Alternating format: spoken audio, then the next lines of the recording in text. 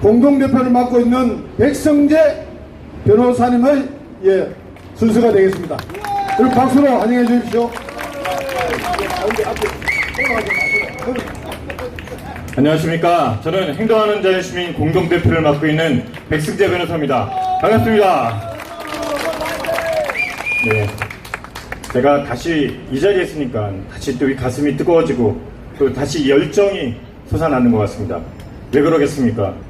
바로 여러분들과 같은 자유애국 시민들이 이 자리에 함께 모여서 저 청와대에 있는 저 문재인을 끌어내리기 위해서 여러분들이 함께 모여있기 때문인 것입니다.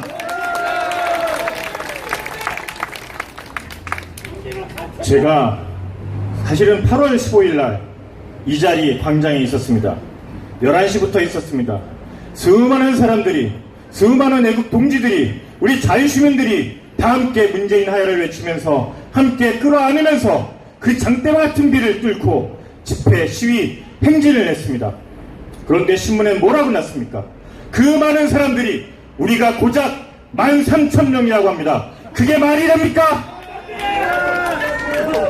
그러면서 노재패를 외쳤었던 저 좌파 빨갱이들은 무려 10만 명이 모였다고 합니다. 그게 말이 되는 겁니까?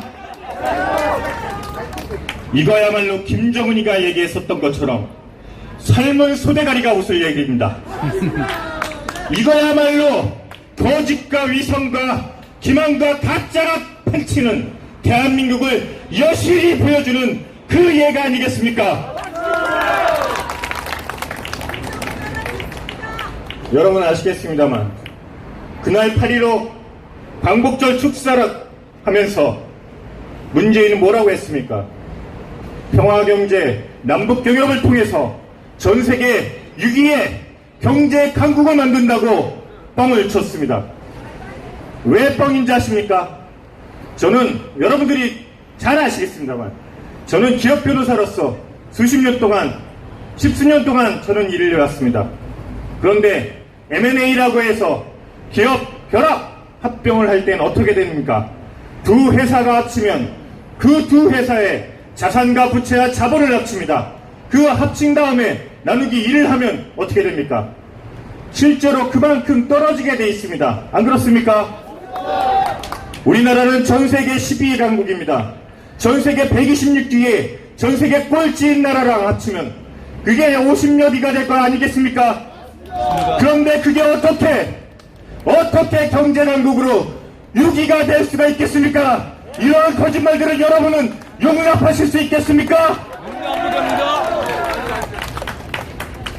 이러한 거짓말, 기만 행위는 이번에 조국을 선임하면서 똑같이 다시 한번 반복되려고 하고 있습니다.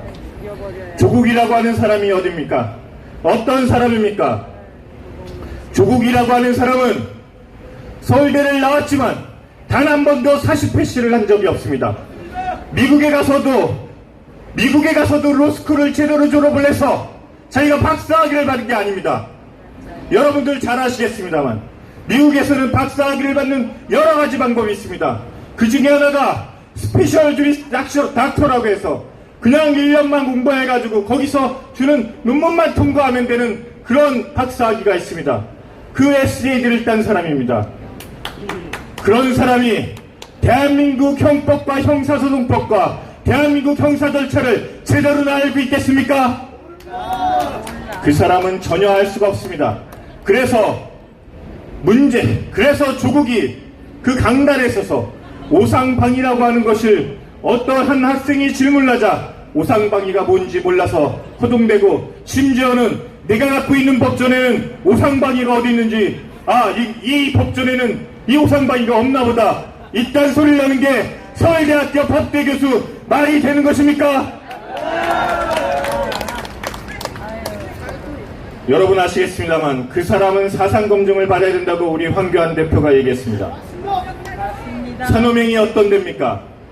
산호맹은 우리나라 대한민국의 체제를 전복하고 그것도 무력으로서 민중봉기를 위해서 민중봉기를 통해서 이 대한민국 체제를 공산주의와 사회주의와 족화해야겠다고 선언한 그런 단체입니다. 그런 이적단체 빨갱이 단체에 한 번이라도 가입했을 뿐만 아니라 강로에 이 산업행을 만든 이 사람이 나중에 다 전향했음에도 불구하고 전향한 이후에도 그 산업행을 다시 복구하겠다고 외치고 노력하다가 다시 잡혀서 들어간 놈입니다. 그런 사람이 자신의 정체성을, 자신의 사상을 단 한 번도 어떻게 하겠다고 밝힌 바가 없는데, 그런 사람이 대한민국의 법치 질서를 유지하고 법치 질서를 집행하는 법무부 장관이 된다는 것이 말이 되겠습니까? 조국의 사상검증뿐만 아니라 조국은 그 사람의 경제, 그 사람이 지금까지 자본 재산을 축적하게 된 경위도 철저히 검증해야 되는 것입니다. 여러분 잘 아시겠습니다만 이 사람은 사립학교에 있어서 자기 아버지가 사립학교에 교단을 만드신 분입니다. 그리고 자기 동생은 그 사립학교에 만들면서 수많은 그런 건축 관련된 사건들을, 그런 재판들 뿐만 아니라 그런 것들을 다 제공하고 했었습니다. 그리고 이 조국은 이 가족이 한 군데가 됐었습니다. 한 군데가 돼서 서로가 자기 아버지가 운영했었던 그 사학재단에다가 소송을 냈습니다. 50억짜리 소송을 제기했습니다. 누가 제기했냐면 조국의 아들, 조국의 동생, 그 다음에 조국의 아버지의 그 둘째 아들이 소송을 제기했습니다. 그리고 50억짜리 소송을 제기하고 어떻게 했습니까? 아무런 소송 대응을 안 했습니다. 왜 안 했겠습니까? 50억을 그 재단을 통해서 자기 작은 아들한테, 자기 동생한테 넘겨주도록 하기 위해서 그런 거 아니겠습니까? 이게 바로 재판 거래입니다. 이게 바로 재판 사기 아니겠습니까? 자기들끼리 짜고 치는 고스톱이 아니라 짜고 치는 재판을 통해서 그 사립학교의 그 재단의 그 재산을 자기 동생, 자기 아들한테 물려주는 이런 편법 증여, 편법 상속을 여러분들은 묵과하고 그냥 놔두고 좌시하시겠습니까? 뿐만 아닙니다.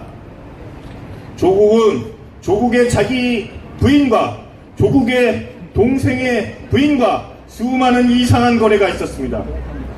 아시겠습니다만 조국이 자기 동생과 거래를 하면서 임대차 계약을 체결했습니다. 임대차 계약을 체결하는데 그날 2014년도 12월 12일 날 임대차 계약을 체결을 하는 그날, 그러면 어떻게 누군가가 임대차 계약을 체결하면 전세보증금이 들어오겠죠.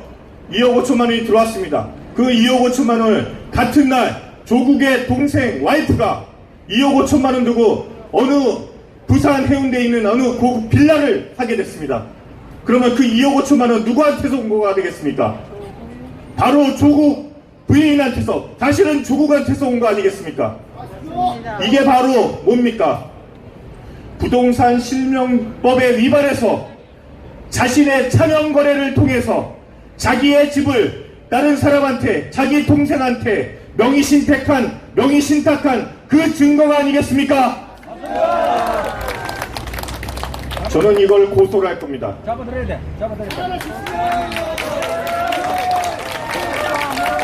저는 이거뿐만 아니라 요번에 사모펀드를 여러분들 너무 잘 아시겠습니다만 자기 총재산이 55억밖에 안 되는데 사모펀드에다가 75억을 투자를 했습니다. 그 사모펀드는 어떤 데냐? 코어링크라고 해서, 그 코어링크라고 하는 사모펀드는 거기 대표가 당국대에 나와서 부동산이라든지 자산 운용에 대해서는 아무런 경험이 없는 보험을 했었던 사람입니다. 저는 이런 기업 실무, 전 세계에서 가장 큰 컨설팅 회사에서 18년 동안 근무를 하면서 저는 이런 컨설팅, 이런 프라이빗 에쿼티 펀드와 관련된 일들을 컨설팅을 너무 많이 했습니다. 이런 사모펀드와 관련된 여러 거래와 관련해서는 이 대표자, 프라이빗 에쿼티 펀드의 대표자가 얼마나 능력이 있느냐가 정말 중요한 것입니다.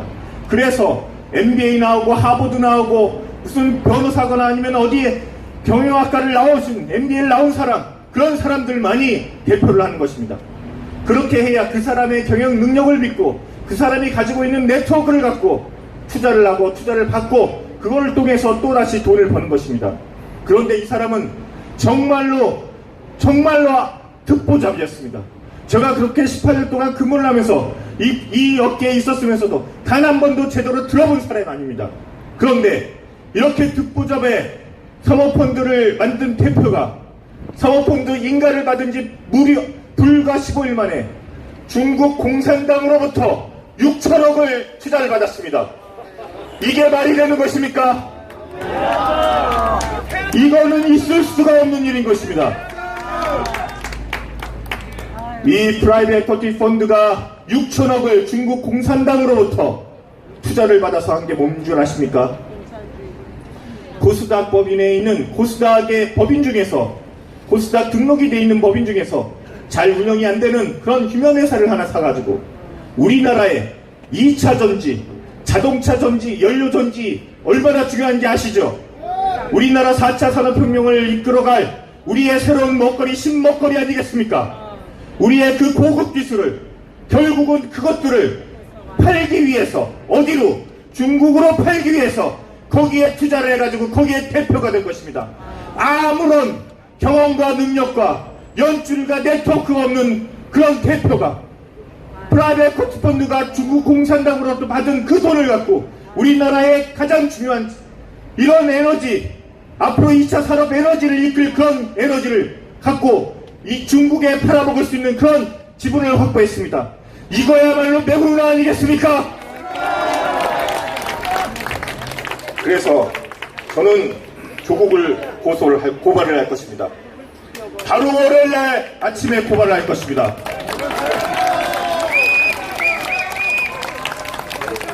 첫 번째, 아까 말씀드린 것처럼 자기 동생과 자기 와이프랑 다 짜고 1가구 2주택 양도소득세 넣어가기 위해서 자기 차명으로 부동산 명의신탁을 한 것입니다. 부동산 실명법 위반인 것입니다. 그리고 공직자 신고법에 의해서 모든 재산은 명명백백하게 투명하게 신고가 됐어야 되는 것입니다. 그런데 제대로 신고가 안 된 부분이 명확하게 지금 계속 드러나고 있지 않습니까? 그래서 공직자 재산 신고법 위반으로 또다시 고소를 할 것입니다. 뿐만 아니라 이 조국은 예전에